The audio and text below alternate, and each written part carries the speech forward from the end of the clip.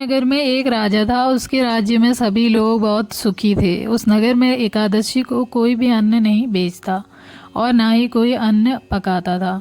सभी फलाहार करते थे। एक बार भगवान ने राजा की परीक्षा लेनी चाहिए। भगवान ने एक सुंदरी का रूप धारण किया तथा सड़क पर बैठ गए।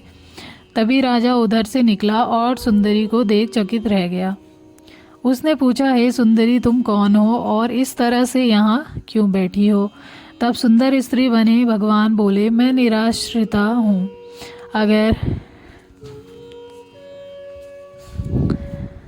नगर में मेरा कोई जाना पहचाना नहीं है, किससे सहायता मांगूं? राजा उसके रूप पर मोहित हो गया था। वो बोला, तुम मेरे महल में चलकर मेरी रानी बनकर रहो। सुंदरी बोली, मैं तुम्हारी बात मानूंगी, पर तुम्हें राज्य का अधिकार मुझे सौंपना होगा। राज्य पर मेरा पूर्ण अधिकार होगा।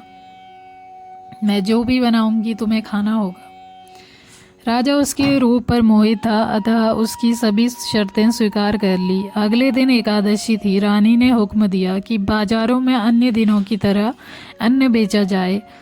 उसने घर में मांस, मछली आदि पकवाए और परोस कर राजा से खाने के लिए कहा।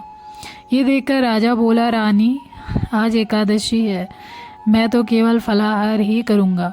तब रानी ने शर्त की याद दिलाई और बोली, या तो खाना खाओ, नहीं तो मैं बड़े राजकुमार का सिर काट दूंगी। राजा ने अपनी स्थिति बड़ी रानी से कही तो बड़ी रानी बोली, महाराज, धर्म ना छोड़ें, बड़े राजकुमार का सिर दे दें। पुत्र तो फिर मिल जाएगा पर धर्म नहीं मिलेगा। इसी दौरान बड़ा राजकुमार खेलकर आ गया। माँ की आंखों में आंसू देखकर वो रोने लगा और रोने का कारण पूछने लगा।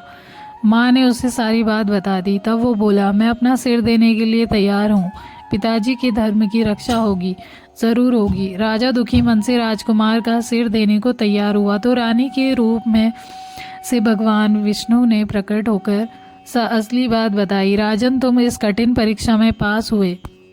भगवान ने प्रसन्न मन से राजा से वर मांगने को कहा तो राजा बोला, आपका दिया सब कुछ है, हमारा उद्धार करें। उसी समय वहाँ एक विमान उतरा। राजा ने अपना राज्य पुत्र को सौंप दिया और विमान में बैठकर परम धाम को चला गया।